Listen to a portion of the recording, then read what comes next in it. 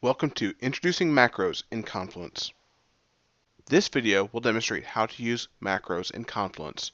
Macros are small add-on programs which extend the capability of Confluence. For demonstration purposes, we'll add two macros to a page, the Table of Contents macro and the Widget Connector macro. If you have a lot of content on your Confluence page, you can use the Table of Contents macro to allow readers to jump to different parts of the page. The Table of Contents macro is dynamic and builds its information off headers used in your page. To get started with adding a Table of Contents macro, click the Edit button. Next, decide on your page where you want the Table of Contents. I would like this at the top, so I'm going to put my mouse to the left of my first header and create an additional space.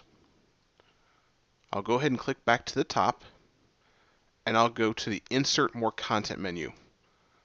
When I click on this, I will see Table of Contents. I'll go ahead and click on this Table of Contents, and now a pop-up will appear. It will give me a preview of what the Table of Contents will look like. Again, these are based off headers. Your level 1 headers will appear to the far left, and progressing through different levels, they'll indent to the right. You can choose an output type. This is a list. I could also use a flat output. I'll choose flat and refresh the list. I'll go back to list and refresh. I could use display section numbering if I want. If I change that, it's going to give me section numbers. Typically, the defaults will be fine. When I'm done, I'll click Insert. My table of contents will appear as a gray box. Again, this is dynamic and will change as you add headers to your page. Once I have this done, I'll click Save. And now on my page you can see my added table of contents. This will allow me to jump to different parts of the page. So I'll click on this. Could I use this for a class link? And it will jump to that part of the page. In this next example, I'll use the Widget Connector macro in Confluence to add a YouTube video to my page. First, I'll click on Edit, and then I'll go to the Insert Content menu.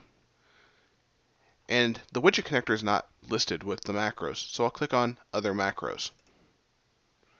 I'll need to search for it.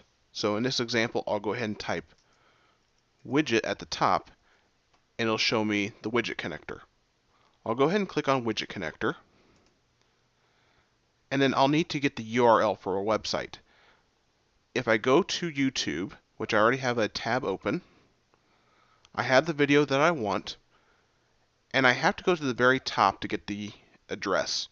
So I'll go to the top, and I'll copy the address,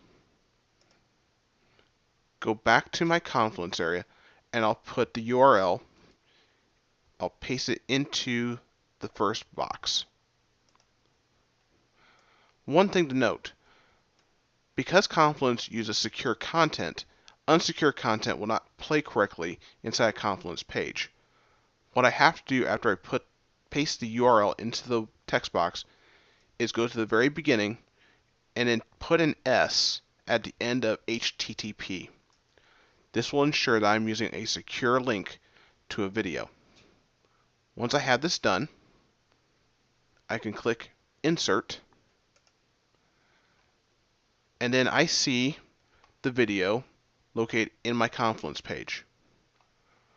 Once I'm done with that, I can click Save,